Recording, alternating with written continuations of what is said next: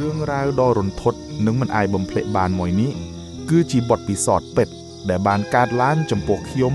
និងមិត្តភ័ក្តិរួមថ្នាក់2នាក់ទៀតកាលពីពួកយើងនៅរៀនថ្នាក់ទី12នៃវិទ្យាល័យមួយកន្លែងក្នុងខេត្តកំពង់ចាមសាលារបស់យើងគឺជាសាលាចាស់ដែលមានអាយុកាលរាប់សិបឆ្នាំមកហើយអគារខ្លះនៅសល់តាំងពីសម័យអាណានិគមបារាំងដែលមានជញ្ជាំងក្រាស់ៗនិងបង្អួចខ្ពស់ៗមើលទៅគួរឲ្យខ្លាចណាស់នៅពេលយប់នៅក្នុងសាលាមានអគារសិក្សាមួយនៅខាងក្រោយគេបង្អស់ជួបនឹងរបងវត្តអគារនោះមាន3ជាន់ហើយនៅជាន់ផ្ទាល់ដីមានបន្ទប់ទឹកមួយកន្លែងនៅកាច់ជ្រុងខាងត្បូងដែលត្រូវបានសាលាបិទចោលជាយូរណាស់មកហើយទ្វារបន្ទប់ទឹកនោះត្រូវបានគេយកក្តារមកវាយបិទជិតនិងមានចាក់សោច្រាក់ចាប់មួយយ៉ាងធំសិស្សច្បងតែងតែនិយាយតគ្នាថាគុំទៅក្បែរបន្ទប់ទឹកនោះឲ្យសោះជាពិសេសពេលល្ងាចព្រោះធ្លាប់មានសិស្សស្រីចងកស្លាប់នៅទីនោះប៉ុន្តែគ្មាននរណាម្នាក់ដឹងច្បាស់ថាជារឿងពិតឬគ្រាន់តែជារឿងបំភ័យនោះទេ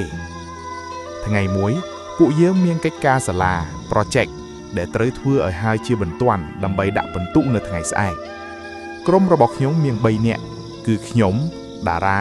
និងពិសិដ្ឋ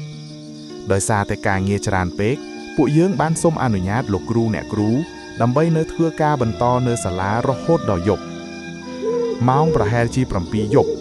សិស្សផ្សេងទៀតបានត្រឡប់ទៅផ្ទះអស់ហើយសាលាទាំងមូលស្ងាត់ជ្រងំ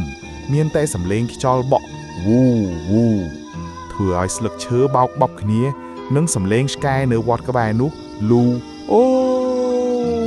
ជាប្រចាំពួកយើងអង្គុយធ្វើការនៅអគារខាងក្រោយនោះព្រោះបន្ទប់រៀនយើងនៅទីនោះខណៈដែលកំពុងធ្វើការសុកពិសិដ្ឋក៏ឈឺពោះចំទៅបាត់ជើងធំវើយពួកឯងចាំនៅនឹងហើយអញទៅបន្ទប់ទឹកមកផ្លែតឈឺពួកណាពិសិដ្ឋនិយាយទាំងមុខជូរទៅបន្ទប់ទឹកអគារមុខទៅភ្លឺជាងខ្ញុំប្រាប់គេឆ្ងាយណាស់វើយអញដើរមិនដល់ទេចេញមកអលវើហើយអញទៅបន្ទប់ទឹកក្រោយនេះបានហើយពិសិដ្ឋតបហើយក៏រត់ចេញទៅបាត់ខ្ញុំនិងតារាមើលមុខគ្នាបន្ទប់ទឹកក្រោយនោះមិនមែនជាបន្ទប់ទឹកដែលគេបិទចោលទេឬប៉ុន្តែពួកយើងគិតថាប្រហែលជាពិសិដ្ឋទៅបន្ទប់ទឹកគ្រូដែលនៅក្បែរនោះទេដឹងពិសិដ្ឋបានរត់ទៅដល់បន្ទប់ទឹកដោយសារតែប្រញាប់ពេកគាត់មិនបានចាប់អារម្មណ៍ថាគាត់បានរត់ទៅចំបន្ទប់ទឹកចាស់ដែលគេបិទចោលនោះទេប៉ុន្តែអ្វីដែលចម្លែកគឺនៅយប់នោះក្តារដែលធ្លាប់តែវាយបិទនិងសោដែលធ្លាប់តែចាក់បែរជារបើកចំហហាក់ដូចជាមាននរណាមកបើកវាពិសិដ្ឋមិនបានគិតច្រើនទេគាត់រុញទ្វារចូលទៅខាងក្នុងបរិយាកាសនៅក្នុងបន្ទប់ទឹកនោះស្អុយធុងក្លិនអាប់និងត្រជាក់ស្រគាខុសពីខាងក្រៅមានបន្ទប់បង្គន់ចំនួន5បន្ទប់បន្ទប់ទី1ដល់ទី4ទ្វារបាក់បែកអស់ហើយនៅសល់តែបន្ទប់ទី5ចុងគេបង្អស់ដែលទ្វារនៅល្អពិសិដ្ឋក៏ចូលទៅក្នុងបន្ទប់នោះហើយបិទទ្វារក្រាសែងក្រាក់ពេលកំពុងអង្គុយធ្វើធរៈពិសិដ្ឋបានឮសំឡេងតក់តក់តក់វាជាសំឡេងទឹកស្រក់ចេញពីក្បាលរ៉ូមីណេពិសិដ្ឋព្យាយាមមិនចាប់អារម្មណ៍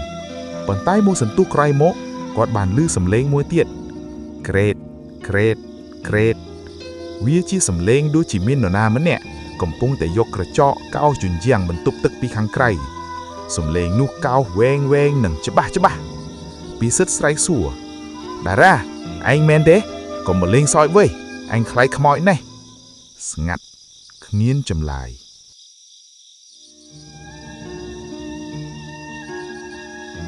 ស្រាប់តែគាត់បានឮសំឡេងមនុស្សដើរចូលមកក្នុងបន្ទប់ទឹកជំហាននោះធ្ងន់ទឹកមនុស្សនោះដើរមកឈប់នៅមុខបន្ទប់ដែលពិសិដ្ឋកំពុងអង្គុយពិសិដ្ឋមើលតាមប្រឡោះក្រោមទ្វារគាត់បានឃើញជើងមនុស្សប៉ុន្តែជើងនោះមានពណ៌ស្វាយនិងហើមប៉ោងហើយអ្វីដែលធ្វើឲ្យពិសិដ្ឋស្ទើរតែគាំងបេះដូងនោះគឺជើងនោះមិនបានជាន់ផ្ទាល់នឹងឥដ្ឋទេគឺកំពុងតែអណ្ដែតផុតពីឥដ្ឋប្រហែលមួយចង្អោរពិសិដ្ឋភ័យរន្ធត់គាត់ប្រញាប់ស្លៀកខោហើយបំរុងនឹងបើកទ្វាររត់ចេញប៉ុន្តែទ្វារបើកមិនរួចទេវាជាប់ដូចមានគេមកទាញពីខាងក្រៅជួយផងតារាជួយផងទ្វារជាប់ហើយពិសិដ្ឋស្រែកនឹងគាស់ទ្វារប៉ាំងនៅខាងក្រៅ ខ្ញុំនិងតារាបានឮសំឡេងពិសិដ្ឋស្រែកហើយស្ងាត់ទៅពួកយើងភ័យណាស់ក៏សម្រេចចិត្តធាក់ទ្វារចូល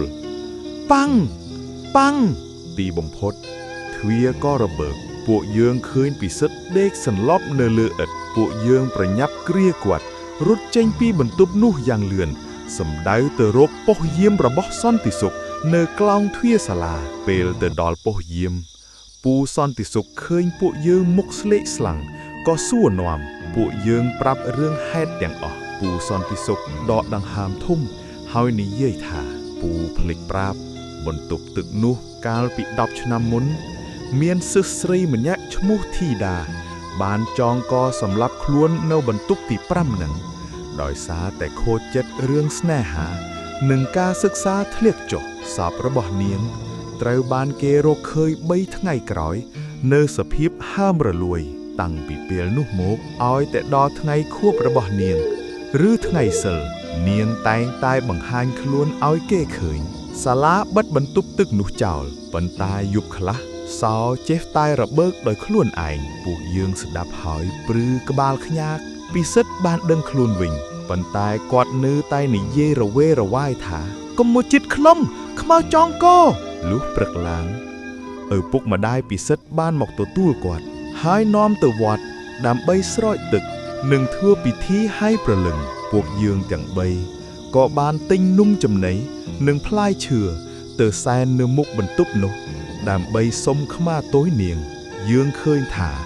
នៅលើធ្នឹមខាងលើបន្ទប់ទី5ពិតជាមានស្នាមដានខ្សែពួរចាស់ចាស់ជាប់នៅទីនោះមែនចាប់តាំងពីថ្ងៃនោះមកពួកយើងលែងហ៊ាននៅសាលាដល់យប់ទៀតហើយរាល់ពេលដែលដើរកាត់អគារនោះខ្ញុំតែងតែមានអារម្មណ៍ថាមាននរណាម្នាក់កំពុងតែសម្លឹងមើលពួកយើងពីក្នុងបន្ទប់ទឹកនោះជានិច្ចរឿងនេះបានคล้ายជាមេរៀនមួយថាកន្លែងខ្លះដែលគេហាមឃាត់គឺពិតជាមានមូលហេតុរបស់គេកុំចេះតែហ៊ានសាកល្បង